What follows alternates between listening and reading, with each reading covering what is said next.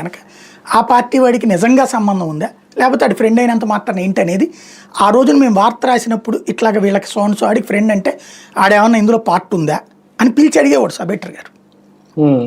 మేము ఈనాడులో పనిచేసినప్పుడు సోన్సో అతనితో తిరుగుతాడు సార్ ఇతను అంటే, ఓకే నువ్వు అతన్ని బ్లేమ్ చేస్తున్నావు ఇప్పుడు ఈ వార్త ద్వారా, అతను కూడా ఈ నేరంలో పార్టా లేకపోతే అతను వెనకాల తిరుగుతున్నాడా అంటే, లేదు సార్ అతను వెనకాల తిరుగుతున్నాడు సార్ అంటే, మరి అప్పుడు అతన్ని రాసావు అనుకో అతన్ని కూడా ఇందులో దోషిగా చూపెడుతున్నట్టు కదా.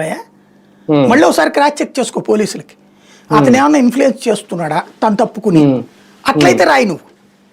అలా కాకుండా అతనికి ఏ సంబంధం లేకుండా అతని వెనకాల తిరిగితే, అతని వెనకాల తిరిగినోడు ఈడు రేపు చేస్తే ఈడు మర్డర్ చేస్తే ఆని దోషికి ఎందుకు చూపెట్టాలి మనం? ఎందుకంటే నువ్వు సెలబ్రిటీ లేదు ఒక పొలిటీషియన్ పేరుని ఇన్వాల్వ్ చేయగానే వాడు దృష్టిలో పడతాడు కానీ వీడు పక్క వెళ్ళిపోతాడు. ఇది తొలి పాఠాలు జర్నలిజంలో నాబోటోళ్ళు నేర్చుకుంది, విలువలు. ఆ రోజున ఇవాళ విలువలు లేవు కదా వార్తల్లో.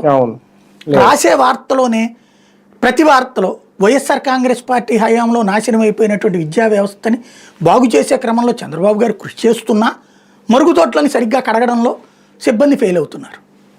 ఏమిది అంటే మోటివేషనల్ జర్నలిజం. నువ్వు ప్రతిదీ నీకు రోడ్డు మీద గుంట పడింది అనుకోండి,